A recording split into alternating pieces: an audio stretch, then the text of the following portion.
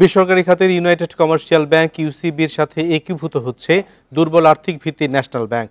মঙ্গলবার উভয় ব্যাংকের শেয়ারহোল্ডারদের এক সভায় একীভূতকরণের সিদ্ধান্ত হয়। এতে সভাপতিত্ব করেন বাংলাদেশ ব্যাংকের গভর্নর আব্দুর রউফ তালুকদার। বাংলাদেশ ব্যাংক সম্প্রতি ব্যাংক একীভূতকরণের নীতিমালা জারি করে, যেখানে স্বেচ্ছায় এবং বাধ্যতামূলক দুইভাবে দুর্বল ব্যাংককে সবল ব্যাংকের সঙ্গে একীভূতকরণের দিক নির্দেশনা দেওয়া হয়।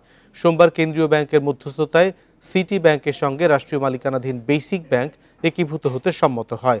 আর বাংলাদেশ ডেভেলপমেন্ট ব্যাংক BDBL অধিগ্রহণের প্রস্তুতি শুরু করে সোনালী ব্যাংক।